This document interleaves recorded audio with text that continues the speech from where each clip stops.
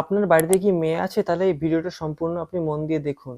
HPV vaccine একটা vaccine আমাদের ভারতবর্ষে ট্রায়াল দেওয়া হচ্ছে।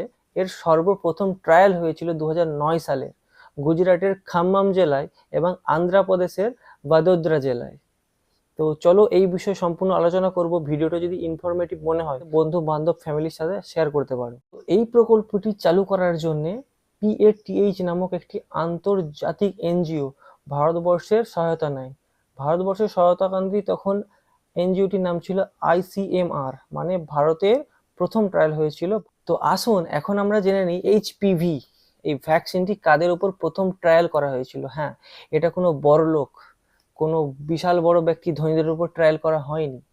প্রথম ট্রায়াল করা 25,000 গরিব মেয়েদের উপর, যাদের বয়স ছিল 10 থেকে 14 বছর। কোনো গরিব এনজিও, সরকারি স্কুল, আদিবাসী, কোনো নিচু জাত, এই সমস্ত মানুষের উপর কিন্তু এটা ট্রায়াল করা হয়েছিল। যদি আমার কথা তোমরা বুঝতে না পারো, যদি বিশ্বাস না করো, হাতে গুগল আছে, জেমিনাই আছে, গ্রক আছে, চ্যাট জিপিটি আছে, সাহায্য নিয়ে অবশ্যই সত্যটা তোমরা জানতে পারো। তো তাহলে আসুন এখন জেনে নিই এই টিকাটা দেওয়ার পরে ওই বাচ্চা মেয়েগুলো, 10 থেকে 14 বছর বয়সী মেয়েগুলোর কি কি ক্ষতি হয়েছিল। প্রথম ক্ষতি হয়েছিল তাদের জ্বর, বমি বমি ভাব, পেটে যন্ত্রণা, বুকে যন্ত্রণা, নানান ধরনের রোগ দেখা যায়। তখন কিন্তু টোটাল 7 জন মারা যায়। অন্ধ্রপ্রদেশের 4 জন আর গুজরাটের 3 জন কিন্তু মারা যায় সেই দিনকেই। তার পরবর্তীতে যারা বেঁচে ছিল তাদের কি কি ক্ষতি হয়েছিল, এই যে বললাম পেট ব্যথা, বমি বমি ভাব, বুকে ব্যথা, তার সঙ্গে তাদের সময়ের আগে ঋতুস্রাব, মানে যেটাকে আমরা পিরিয়ডস বলে থাকি, সেগুলো কিন্তু চালু হয়ে গিয়েছিল। তাদের বিরাট ক্ষতি হয়েছিল, মানে অজান্তেই তাদের হাতে টিপ ছয় নেওয়া হয়েছিল। তাদের ইচ্ছার বিরুদ্ধে কিন্তু এই ট্রায়ালগুলো ওই মেয়েগুলোর উপরে দেওয়া হয়েছিল।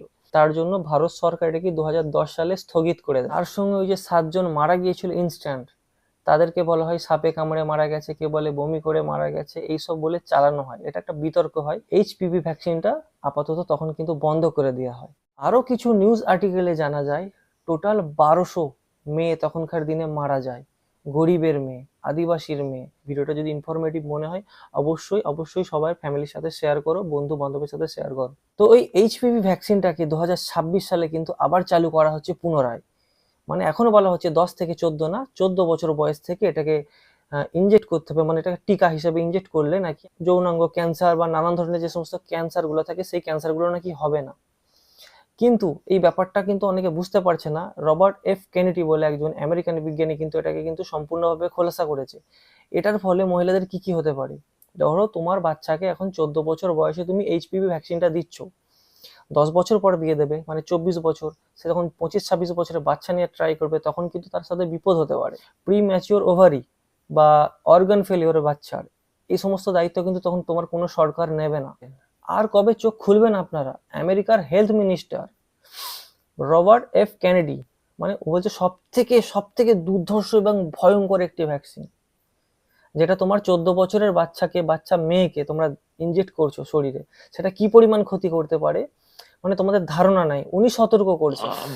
Is probably the single worst mass vaccine that we've ever seen. This vaccine targets millions of preteens and teens. তো ভিডিও শেষে সবাইকে একটা কথাই বলবো, সতর্ক থাকুন, বুদ্ধিমত্তা ফলান, ততক্ষণ ভালো থাকুন। জয় হিন্দ, বন্দে মাতরম।